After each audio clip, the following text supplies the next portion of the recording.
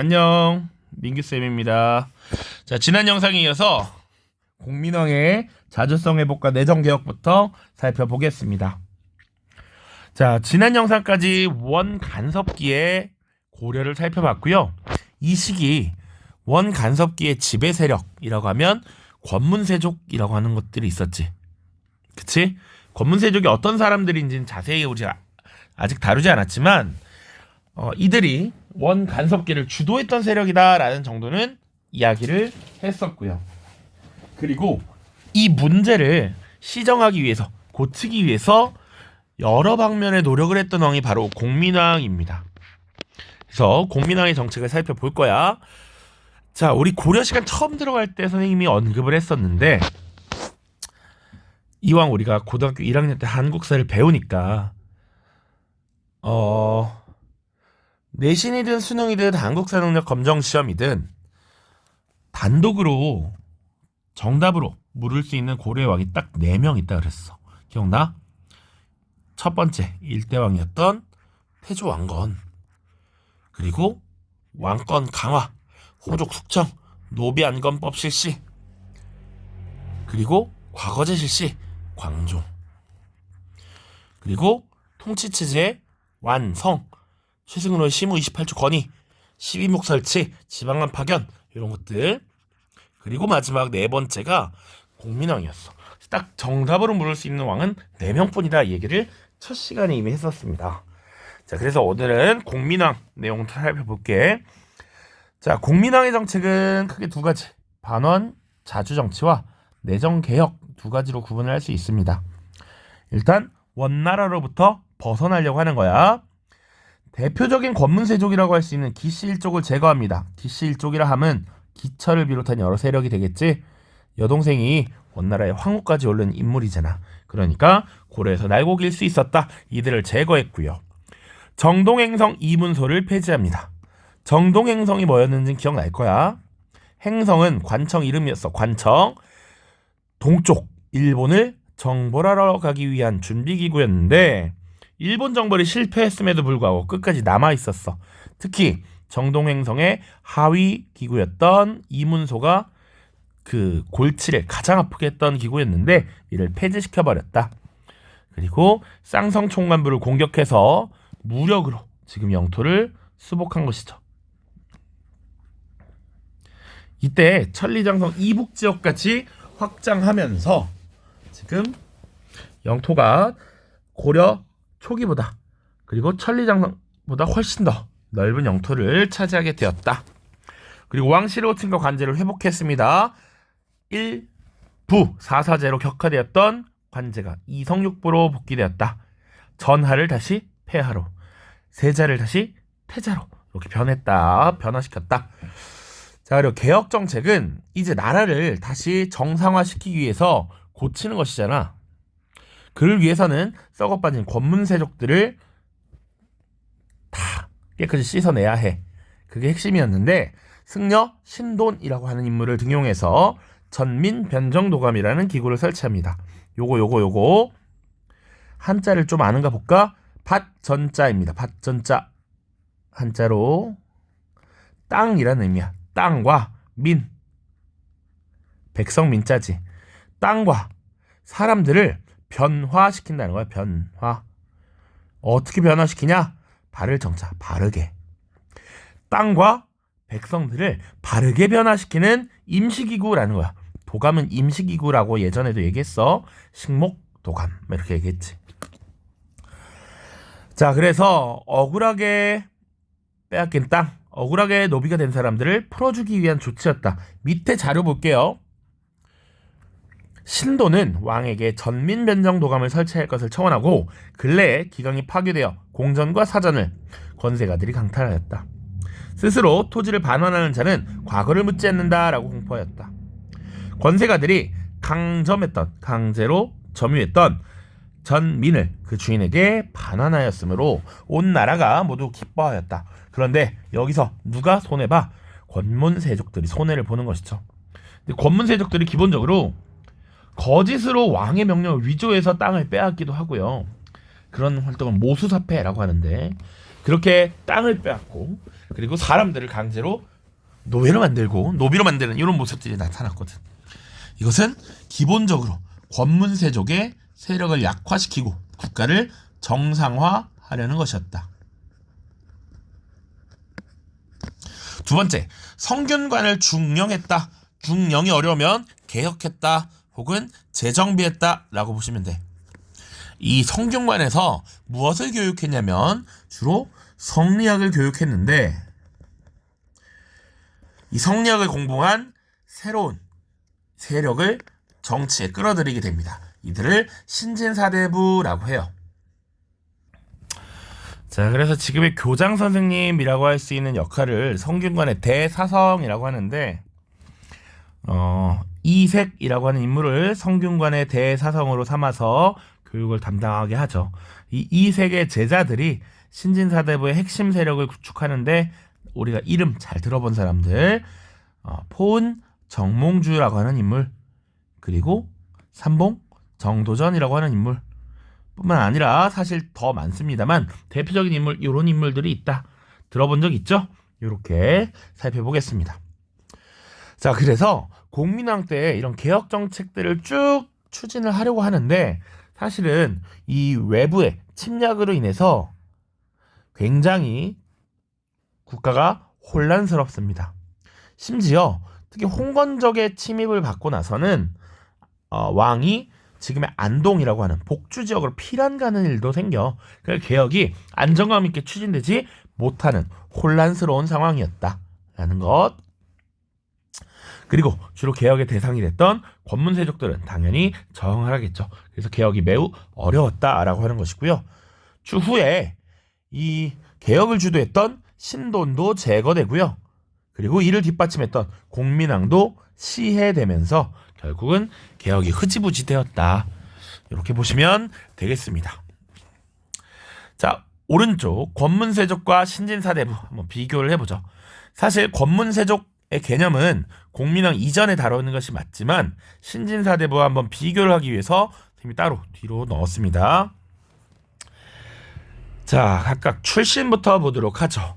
권문세족 출신 보시면 원과의 관계를 통해 성장하였다.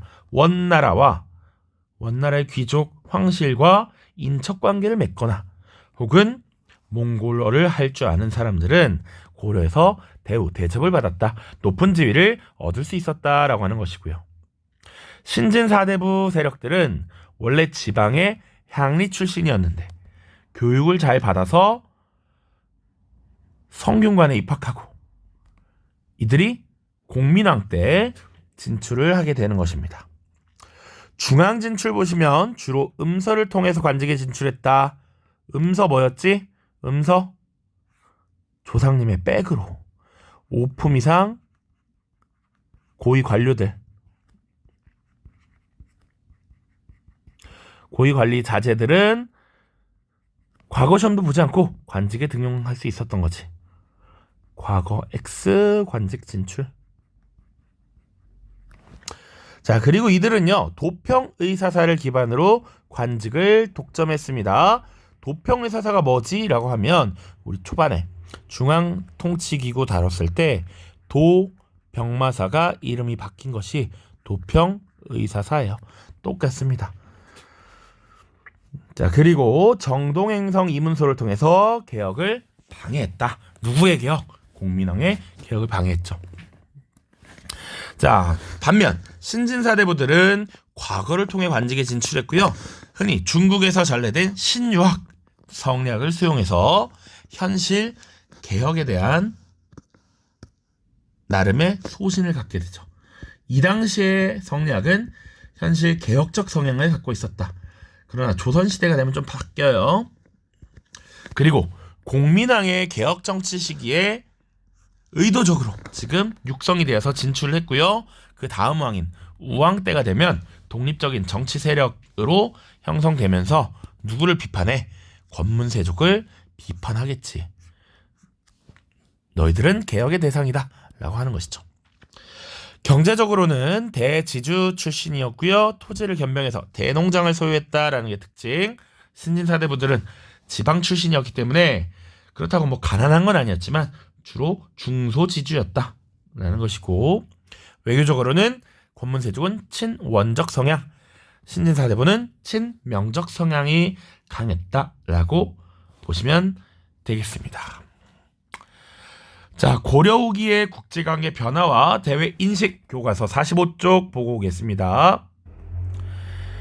자, 우선 44쪽입니다. 여기는 44쪽. 정치도감이라고 하는 기구, 충모광 때 만들어진 권문세족의 불법행위를 감시하던 기구였습니다. 정동행성 이문서의 방해로 성공적이지 못했다.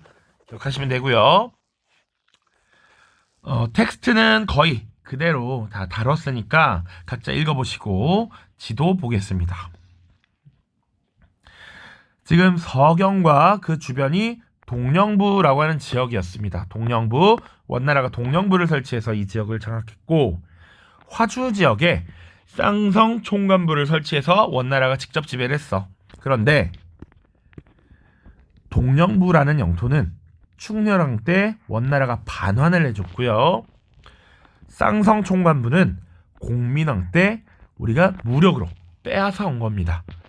그래서 봐야 되는 것 중에 하나는 이 천리장성, 이거 언제 쌓았게? 기억나? 거란의 3차 침입 이후에 다시 이민족이 쳐들어올까봐 지은 것이었지.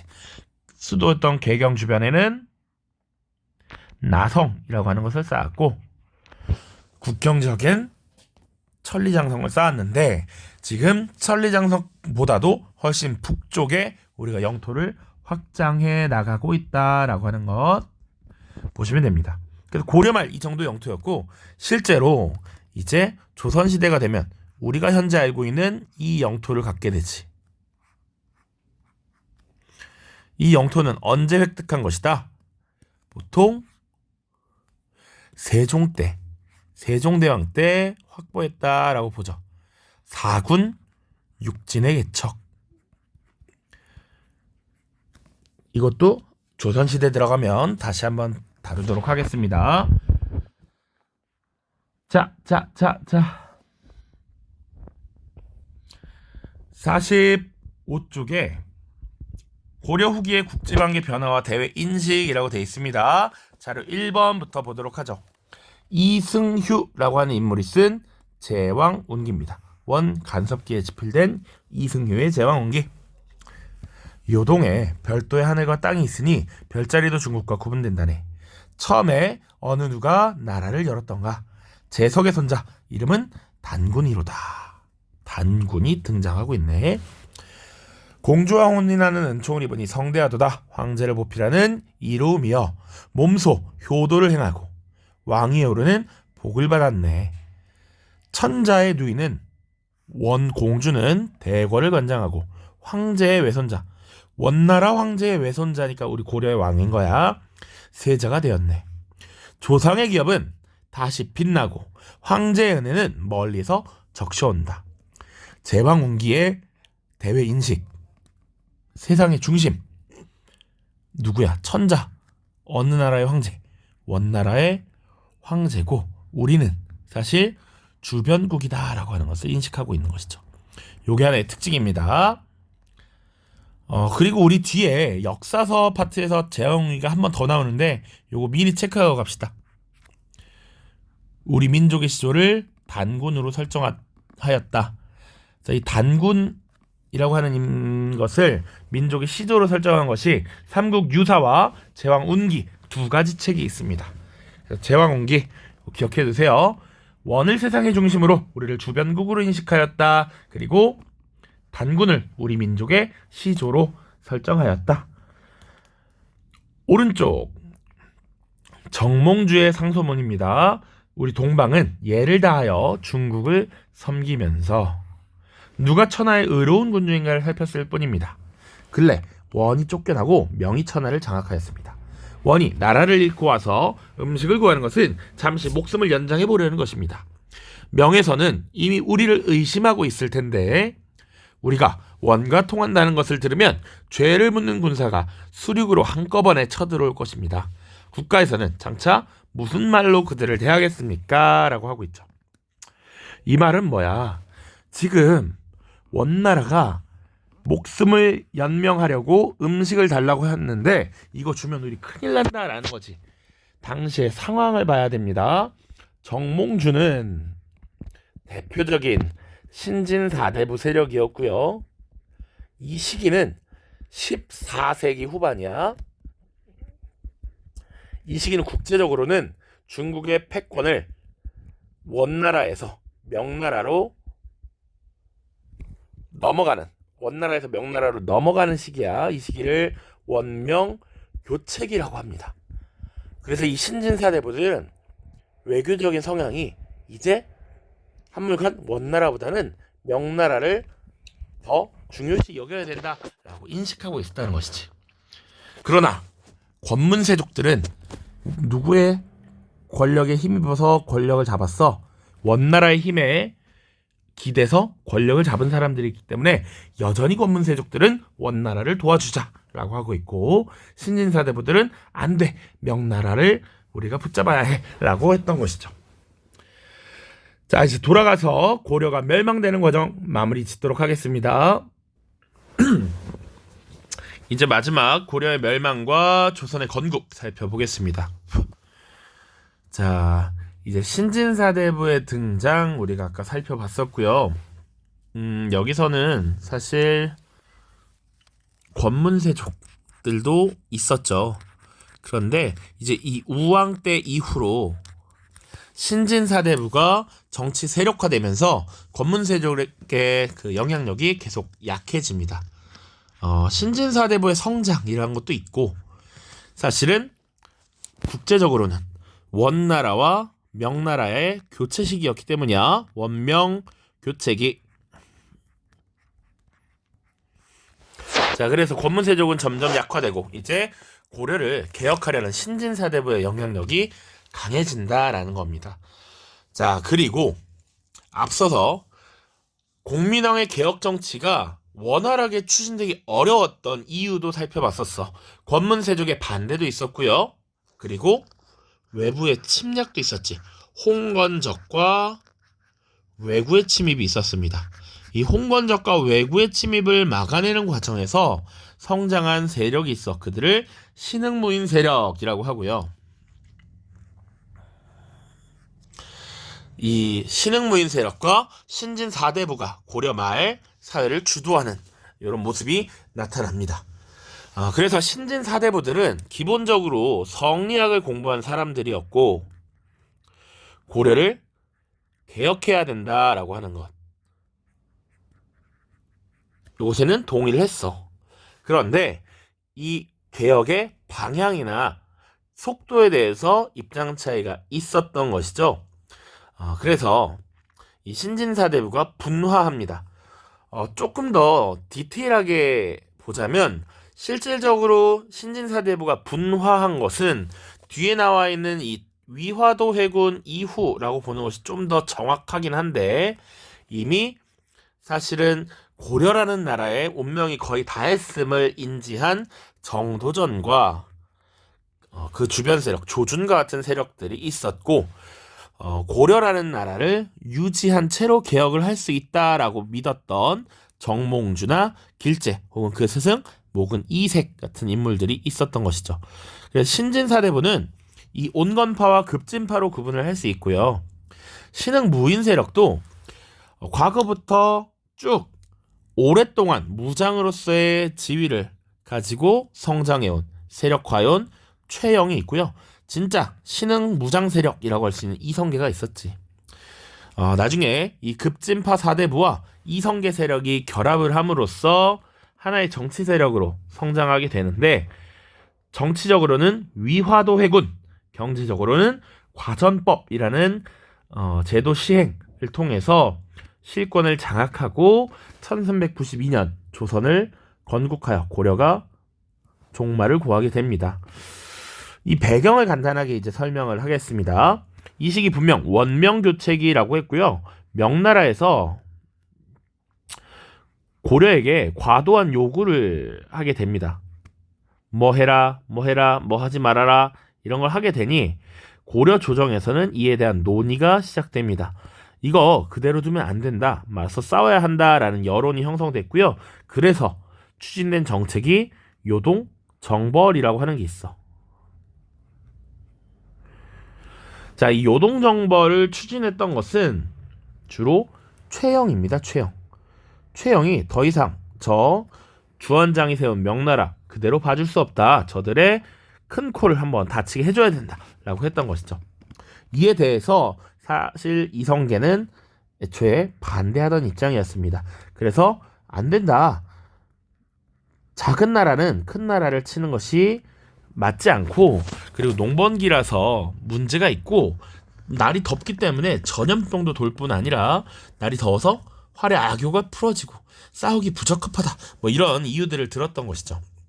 그러나 요 당시에는 최영의 입김이 더 셌고요. 실제로 여동 정벌을 추진을 하게 됩니다. 그런데 당시 왕이었던 우왕이 최영의 잔류를 요청하고요. 이때 요동 정벌을 실행한 두 장수가 이성계와 조민수라고 하는 장수였습니다.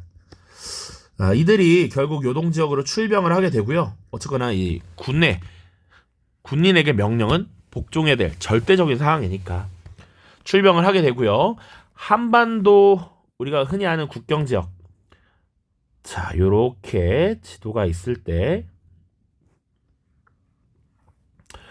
자, 여기 백두산이 있고 백두산의 왼쪽으로 흐르는 강이 압록강이잖아. 그치? 압록강을 좀 더 확대해 보면 압록강이 이렇게 흐를 때 이 하천 안에 있는 하중도, 요게 위화도였습니다.